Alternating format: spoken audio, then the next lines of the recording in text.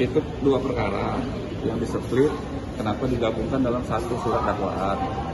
Sudah ditanggapin oleh jaksa penuntut umum bahwa berdasarkan pasal 141 itu dengan menggabungkan perkara yang mana bersangkut paut dalam satu waktu itu dibolehkan.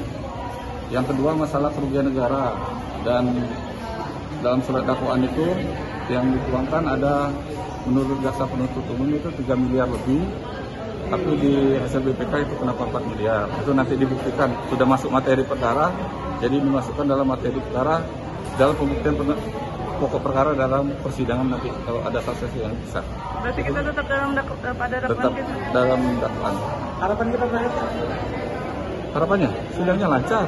Ya, majelis hakim itu. Ya, harapannya dakwanya sidang akan terus dilanjutkan, dakwaannya diterima, dan eksepsi dari penasihat hukum ditolak.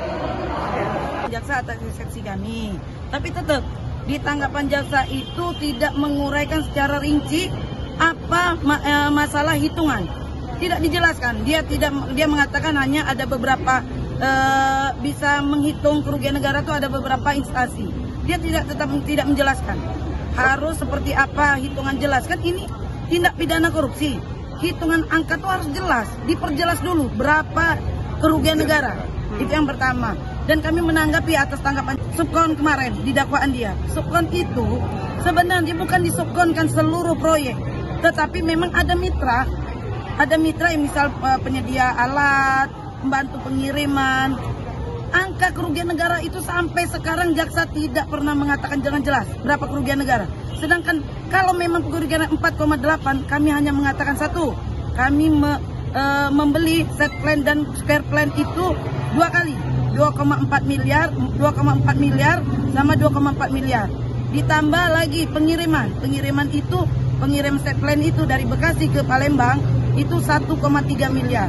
Ditambah lagi penimbunan pasir itu 133 juta. Kalau ditotalkan itu sudah 700. Oke, langkah hukum yang akan kita siapkan setelah ini yuk. Kami menunggu putusan selah dari majelis hakim dan berharap majelis hakim menilai ini secara objektif, netral dan tidak terpengaruh terhadap tekan-tekanan pihak-pihak lain. Agar ini bisa jelas karena menyangkut nasib seseorang. Apakah kita berharap sidang ini akan dihentikan, Kak? Ya, kami berharap eksepsi kami diterima dan terdakwa 1 dan 2 itu dikeluarkan dari tahanan. Terkait yang hari ini penuntut umum itu menyampaikan tanggapan terhadap eksepsi yang kita lakukan.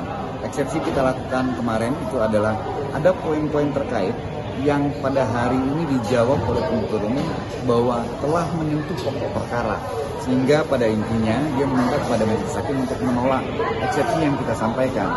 Namun ada satu hal yang tidak disentuh, bahwa yang sama sekali tidak terkait pokok perkara adalah terkait dengan pasal 141 huruf B KUHP.